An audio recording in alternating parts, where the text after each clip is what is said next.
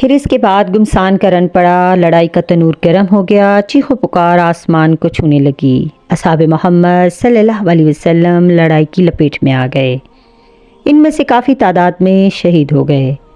اس نازک موقع پر ہندہ بنت عقبہ دیگر بیگمات قریش کو اپنے ساتھ لے کر مسلمانوں کی بکھری ہوئی لاشوں کے پاس گئی۔ انہوں نے ان کے پیٹ چاک کر دیے، آنکھیں نکال دیں، ناک کاٹ ڈالے، پھر ان کے ہار اور بالیاں بنا کر زیورات کی جگہ پہن لیے۔ ہندہ نے اپنا سونے کا ہار اور بالیاں مجھے دیتے ہوئے کہا، ابو دسمہ یہ تیرا انعام ہے، اسے سنبھال کر رکھنا، یہ بڑا قیمتی زیور ہے۔ جب لڑائی ختم ہو گئی تو میں لشکر کے ساتھ مکہ معظمہ واپس لوٹ آیا تو حبیب بن مطمئن نے اپنا وعدہ پورا کرتے ہوئے مجھے آزاد کر دیا۔ میں آزاد تو ہو گیا، لیکن میں نے دیکھا کہ حضرت محمد صلی اللہ علیہ وسلم کی دعوت تیزی سے پھیل رہی ہے اور مسلمانوں میں دن بدن اضافہ ہو رہا ہے۔ جوں جوں حضرت محمد صلی اللہ علیہ وسلم کا پیغام چارسو پھیلنے لگا، تو مجھ پر خوف و ہراس کے بادل منڈلانے لگے۔ مجھے اپنی جان کا خطرہ لاحق ہو گیا۔ میں مسلسل اسی حالت میں مبتلا رہا، یہاں تک کہ حضرت محمد صلی اللہ علیہ وسلم فاتحانہ انداز میں ایک لشکر جرار لے کر مکہ معظمہ میں داخل ہوئے۔ یہ منظر دیکھ کر میں امن کی تلاش میں طائف کی طرف بھاگ نکلا، لیکن تھوڑے ہی عرصے کے بعد طائف کے لوگ بھی اسلام کی طرف مائل ہو گئے۔ انہوں نے رسول اقدس صلی اللہ علیہ وسلم سے ملاقات اور دار اسلام میں داخل ہونے کا اعلان کرنے کے لیے ایک وفد تشکیل دے دیا۔ یہ صورتحال دیکھ کر میرے ہاتھوں کے طوطے اڑ گئے۔ زمین باوجود کشادگی کے مجھ پر تنگ ہو گئی۔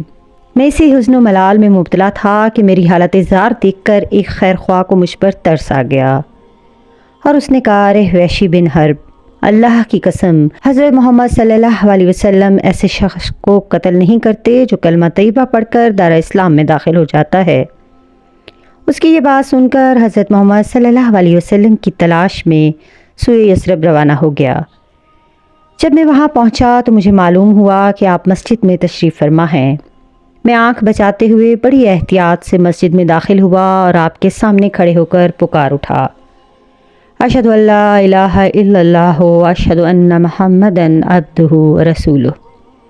میں گواہی دیتا ہوں کہ اللہ کے سوا کوئی معبود حقیقی نہیں اور محمد صلی اللہ علیہ وسلم اللہ کے بندے اور رسول ہیں۔ جب آپ نے میری زبان سے کلمہ شہادت سنا تو اپنی نگاہیں میری طرف اٹھائیں۔ جب مجھے دیکھا تو نظریں دوسری طرف پھیر لیں اور فرمایا، تم وحشی ہو؟ میں نے عرض کی، ہاں یا رسول اللہ صلی اللہ علیہ وسلم۔ آپ نے فرمایا، بیٹھو اور مجھے بتاؤ کہ امیر حمزہ کو تو نے کیسے قتل کیا۔ میں نے وہاں بیٹھ کر پورا واقعہ بیان کر دیا۔ جب میرا بیان ختم ہوا تو آپ نے غصے سے اپنا چہرہ مبارک دوسری طرف پھیرتے ہوئے کہا، وحشی تم پر افسوس ہے، میری نظروں سے دور ہو جاؤ، آج کے بعد میں تجھے نہ دیکھوں۔ اس دن سے میں آپ کی نگاہوں سے ایک طرف رہنے لگا۔ جب صحابہ کرام رضی اللہ عنہم آپ کے سامنے بیٹھ جاتے تو میں آپ کے پیچھے بیٹھ جاتا کہ کہیں نبی اکرم صلی اللہ علیہ وسلم کی نظر مبارک مجھ بد نصیب پر نہ پڑ جائے اور اس طرح مجھے دیکھ کر آپ کو تکلیف نہ ہو۔ میں مسلسل اسی المناک حالت میں مبتلا رہا، یہاں تک کہ حضور پاک صلی اللہ علیہ وسلم اپنے خالق حقیقی سے جا ملے۔ جب رسول اللہ صلی اللہ علیہ وسلم کا وصال ہو گیا، حضرت ابو بکر امیر المومنین بن گئے تو مسلمہ کذاب کے ساتھی بنو حنیفہ مرتد ہو گئے۔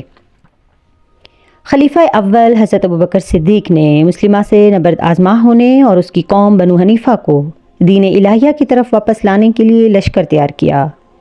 میں نے اپنے دل میں سوچا، اب موقع آیا ہے کہ میں اپنے ارمان پورے کروں اور پچھلے سارے دھو ڈالوں۔ پھر میں لشکر اسلام کے ساتھ ہو لیا، اپنی وہی کلہاڑی ہاتھ میں لی جس کے ساتھ سید الشہداء امیر حمزہ کو قتل کیا تھا، اور میں نے قسم کھا لی کہ یا مسلمہ کو قتل کروں گا ورنہ جام شہادت نوش کروں گا۔ جب مسلمانوں نے مسلمہ اور اس کے لشکر پر گلستان موت میں زوردار حملہ کیا تو میں مسلمہ کے انتظار میں تھا۔ اسے ایک جگہ ہاتھ میں تلوار لیے کھڑا ہوا دیکھا اور ایک انصاری کو دیکھا کہ وہ بھی میری طرح گھات لگائے کھڑا ہے۔ ہم دونوں اس کو قتل کر دینا چاہتے تھے۔ میں نے آگے بڑھ کر زور سے کلہاڑی چلائی جو اس کے بدن میں پیوست ہو گئی۔ اتنے میں انصاری نے اس پر تلوار کا وار کیا۔ اب اللہ ہی بہتر جانتا ہے کہ ہم میں سے کس وار سے وہ واصل جہنم ہوا۔ اگر میرے وار سے وہ قتل ہوا تو یہ کہنے میں حق بجانب ہوں کہ میں نے اپنی زندگی میں امت محمدیہ کی ایک پروکار شخصیت کو قتل کیا اور ایک بدترین خلائق شخص کو بھی تحت عقد کیا۔